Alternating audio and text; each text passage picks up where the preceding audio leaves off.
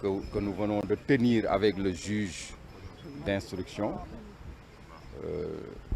c'est que Ibrahima Wali Seck a été inculpé pour les infractions d'association de malfaiteurs et de blanchiment de capitaux. Nous avons cru devoir, pour éviter toute surprise, procéder à la consignation du montant de 210 millions relatif à une transaction portant sur un véhicule. Alors, à la suite de ça, le juge d'instruction lui a accordé la liberté provisoire.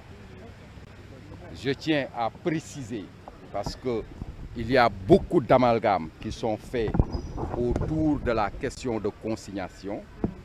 La consignation n'a absolument rien à voir avec la culpabilité. La consignation, c'est une offre qui est faite à une personne poursuivie par le code de procédure pénale. Et que donc, à la fin de la procédure, si la justice considère que la personne qui a procédé à la consignation est innocente, les sommes qui ont été consignées vont lui être restituées. Donc il faut arrêter de faire cet amalgame en considérant qu'une personne qui consigne fait un aveu de culpabilité. Donc globalement, c'est ce qu'on peut retenir à la suite de cette audience. Ibrahima Wali Seck est totalement libre de ses mouvements et maintenant la procédure d'instruction va continuer jusqu'à son terme.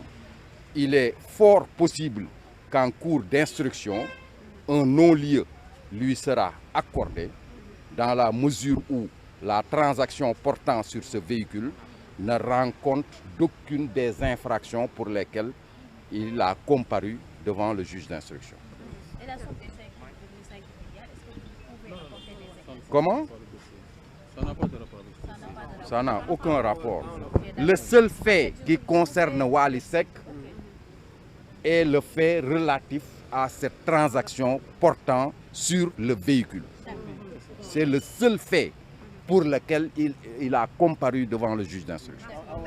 Pour le wolof. Oui, bon ñu ngi leen di remercier yéen ñëpp li nu mën a jàngat ci audience bi tey mooy Ibrahima Wali Seck juge bi inculpé na ko mais daf ko bàyyi liberté provisoire donc il est libre de tous ses mouvements donc tey li ñu ci mën a jàpp mooy moom ñëw na ñu toppee ko association de malfaiteurs et blanchiment de capitaux te di leen firndeel ni li ko concerné ci dossier bi lenn rek la mooy transaction bi mu seeq ak Amadou Sall mu concerné le véhicule montant 5,5 milliards yooyu ngay wax moom concerné wul Ibrahima Wali Seck dans cette affaire là li ko concerné mooy vente de véhicule avec le sieur Amadou Sall loolu moo ko concerné de montant de 210 millions loolu lañ ko doon toppee maintenant bi ñuy ñëw pour parer à toute éventualité dañu prévoir woon quand même de cautionner ce montant là comme ça au moins ñu may ko liberté provisoire loolu le juge bi def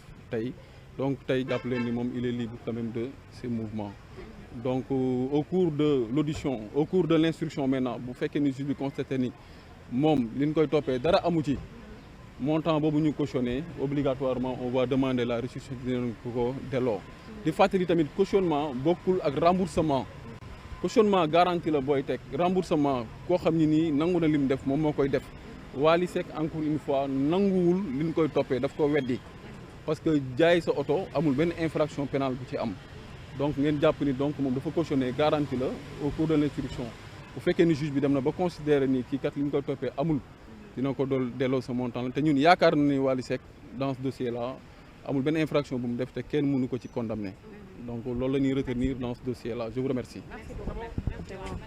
Voilà donc leer na.